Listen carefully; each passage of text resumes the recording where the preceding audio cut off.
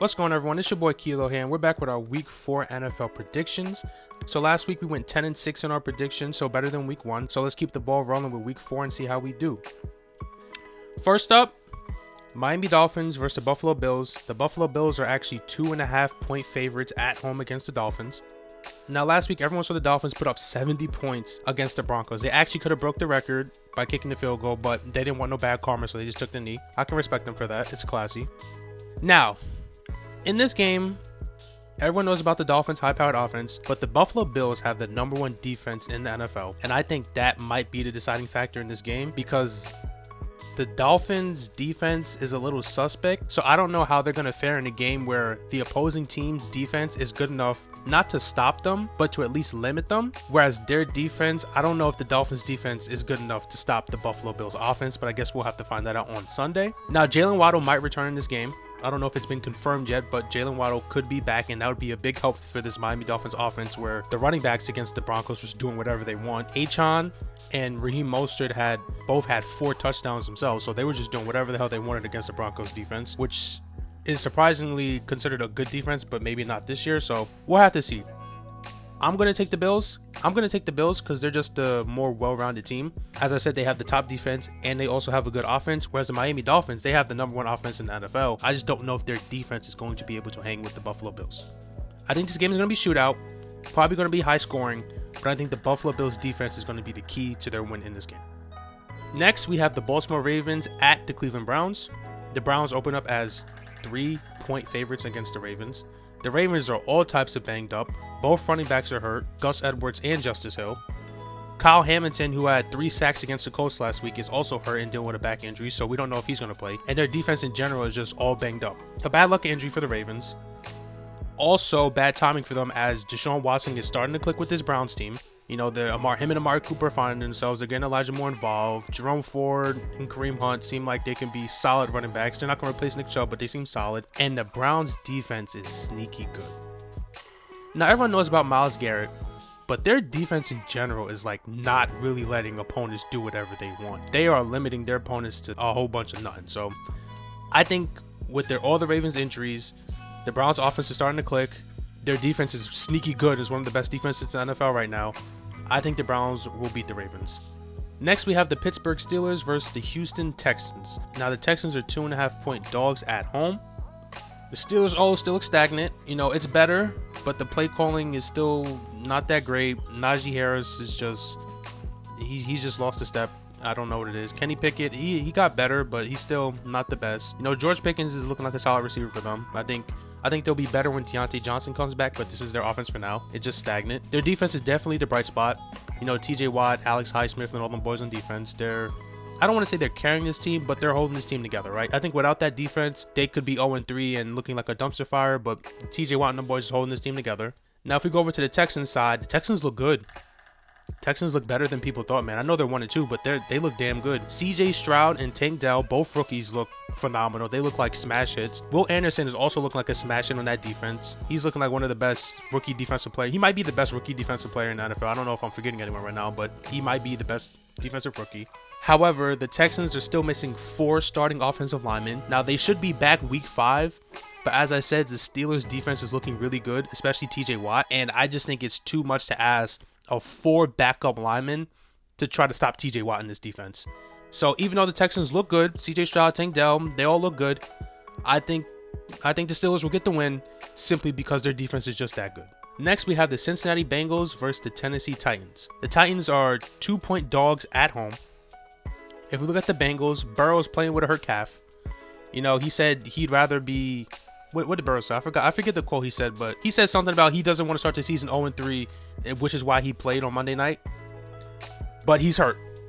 You know, no matter what he wants to say, he's hurt. He's not going to be able to play to the best of his abilities. So we'll have to analyze that situation every week to see how much better Burrow is getting and how much is that calf going to heal. Last game, Jamar Chase looked like he's back, so that's a positive for this Bengal team. But T. Higgins did a no-show. I don't know what was going on with T. He was getting the targets. He was getting the volume. He just wasn't catching anything. So I'll just assume it's a slump game for T. Higgins. You know, everyone's kind of shitting on him. I have him on my fantasy team, so I wasn't too happy with him. But I'm just going to put it up to it was just a bad game for T. And him and Chase will be back to their normal selves this week. But still, like I said, with the Burrow injury, it's going to be a coin flip on how good this Bengals team really is. Because if he re-injures that calf, then we're right back to week 1 when everyone's like, what's wrong with the Bengals? Why can't they score? What is wrong with this offense? You know, Joe Mixon did look good too, but still, like I said, with this Bengals team, you're going to have to analyze every week how healthy is Joe Burrow. If Joe Burrow is healthy and he's good to go, they should be good. But if he's banged up or he tweaks his calf again, you just never know what you're going to get with this team. Now, looking at the Titans, their offense is just not good. Ryan Tannehill is just not a good quarterback. They put up 3 points last week. I thought they would be better. Like I said, the Browns do have a sneaky good defense, but the 3 points, Tannehill's not good. And then if the Titans are down, Derrick Henry just doesn't play. I don't know what that's about, but if they're down 2 or more scores, Derrick Henry just doesn't touch the field. They just go with Tajay Spears all the way through. I understand Derrick Henry's not a pass catching back, but he's Derrick Henry. He needs to be on the field, but if they're losing, they just don't play him. So this Titan offense is just not good, man. It's just not good. And their defense started the season good. I think I was a little too high on them. They have a good run D, but their secondary is just too banged up, man. Their secondary is just it's a field day for the receivers. And if we look at the Bengals, like I said, T. Higgins and Jamar Chase, they should have a field day with this Tennessee Titans secondary. I don't know about Joe Mixon because they still do have a good run D, but this Tennessee Titans team just has too many flaws right now. I think the Bengals should win if Joe Burrow is healthy. If Joe Burrow tweaks something or something happens, God forbid, I don't know. But based on everything we know now, I think the Bengals should win. Next, we have the Las Vegas Raiders at the Los Angeles Chargers. Chargers are 5.5-point favorites, as they should be, because the Raiders suck. It's just bad coaching, just bad everything over there. They were down 8 points last week, had a chance to tie the game, and they kicked a field goal. So I don't know what's going on. You know, Chandler Jones is still having his outbursts on social media. I hope he gets help that he needs, but the Raiders are just bad. Now there's rumors that Devontae Adams might get traded because he's not happy with them losing. It's just bad all around over there. There's not much else to say. That it's just bad. And if we look at the Chargers, they had a rocky start to the season, but Justin Herbert looks good. He looks like a good quarterback. They did lose Mike Williams to ACL tear, so he will be out the season. So we're gonna have to see if Josh Palmer or Quentin Johnson can step up for them. Austin Eckler might be back this week, so I'm not too sure about that, but there's a possibility that he does play. I don't think he will play. I think he'll probably sit out this week, maybe another week. So we could see Joshua Kelly in there, but still, I think this Los Angeles Chargers offense look good, especially with Justin Herbert at quarterback. Defense is solid, but the Raiders just suck. That's the moral. The Raiders are just bad, so Chargers should get the win. Next, I'm not going to spend too much time on this game. The Jets are 9.5-point dogs to the Chiefs at home. More people are talking about Taylor Swift and Travis Kelce than they're talking about this game. If you watch this Chiefs vs. Jets game on Sunday, they're probably just going to pan to Taylor Swift every other second instead of this actual game because Zach Wilson is just not a good quarterback. If the Jets want to save their season, they need a new quarterback, but for some reason, Robert Saleh likes Zach Wilson, so he's their quarterback as it is right now. And the Chiefs should get an easy win against the Jets, just like they did last week against the Chicago Bears. Next, we have the Atlanta Falcons versus the Jacksonville Jaguars. This is the UK game. So this game will be in the UK. The Jags are 3-point favorites against the Falcons. However, the Jags offense is kind of falling off. Calvin Ridley and Trevor Lawrence just aren't playing as well as they did week 1. I don't want to say week 1 was a fluke, but Zay Jones got hurt and then this offense just kind of started falling apart. Now Christian Kirk is stepping up, but I think Zay Jones' injury is impacting how defenses are playing Calvin Ridley, which is also impacting Trevor Lawrence in his play.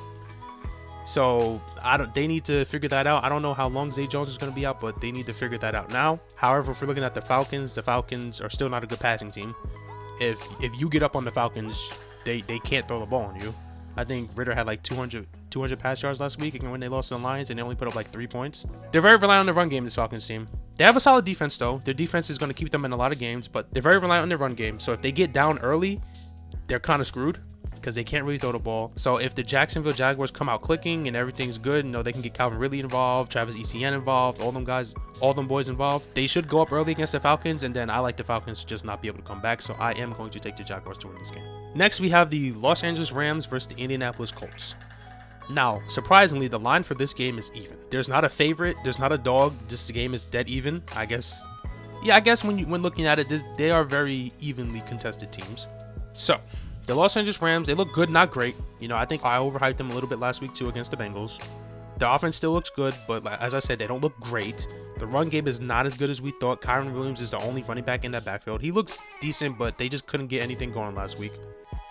Kupp is still out this week. I think Kupp will be able to return next week, so we'll see what happens with that. But for this week, he's not playing. And then if we go over to the Colts, they had a solid game against the Ravens, went to overtime and ended up winning. Anthony Richardson should be back this week. He's practicing and all that, so we'll still have to monitor it, but Anthony Richardson should be playing. And the Colts just look like a solid team all around, man.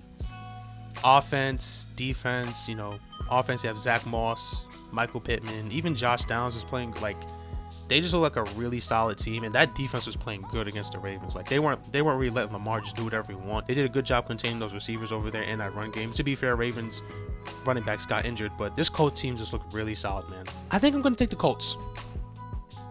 If Cooper Kupp was back this week, I'd probably take the Rams, but I think with no Kupp and the way the Colts are playing, I'm going to take the Colts. Next, we have the Denver Broncos versus Chicago Bears. The battle of two 0-3 teams. The Bears are 3-point dogs at home versus the Broncos. The Bears look terrible. The Broncos got embarrassed last week by the Dolphins. They lost 70-20. This is the battle of two bad teams. It's probably not going to be a pretty looking game. I don't really know who to pick. No, I thought the Broncos defense was a great defense. To be fair, they did play the Dolphins, but great defenses don't let up 70 points.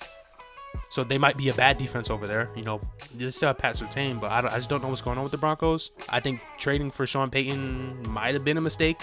They probably should have got Russell Wilson some more help than trading for a head coach. But nonetheless, I'm going to pick the Broncos to win. I'm not confident in this pick at all. I think either of these teams can win. They're both just bad. I just think the Bears are worse than the Broncos. It's the Bears just look awful. Justin Fields, I don't know. That offense Justin Fields can't do nothing. Their offensive line, the run game, they're just a bad team. They did play the Chiefs, but they're just a bad team. Next, we have the New England Patriots versus the Dallas Cowboys. The Cowboys are 6.5-point favorites at home against the Patriots. Looking at the Patriots, last week they did struggle against the Jets. The offense couldn't really get anything going. To be fair, the Jets do have a good defense. But the Patriots defense looked solid, and the Jets had a bad offense, so the defense essentially kept them in the game and won them the game. When looking at the Cowboys, they lost to the Cards last week. The Cowboys just looked really complacent in that game. I actually watched that game, the Cowboys versus Cardinals, and they just looked really complacent. The receivers looked lazy. CeeDee Lamb looked like he didn't really want to be out there. Brandon Cooks, to be fair, Cooks was coming off an injury, but he was jogging on his routes, not really playing 100%. Maybe he was still injured. We don't know that, which is why Michael Gallup was actually their best receiver. He led the team in catches and yards. And also, something the Cowboys did that I didn't understand is that they were running the ball down late. They were down 2 scores against the Cardinals in the 4th quarter, and they just kept running the ball up the middle with Tony Pollard. Now, it was working. The Cardinals were struggling to stop their run game, but they were down 2 scores in the 4th quarter, and they were just content just running the ball and winding down the clock. Now, to be fair, they did get to red zone, but we all saw what happened when Dak threw the interception at the goal line. But it's they just looked like they were okay with losing to the Cardinals, and I just don't understand. I'll chalk it up to they just had a bad week. Maybe they were out of sync. Their defense was getting cooked by the Cardinals' run game. So I'll just chalk it up to a bad week. They didn't look good. They looked complacent. They looked like they were okay with losing. We'll chalk it up to a bad week. I'll leave it at that. It was a bad week.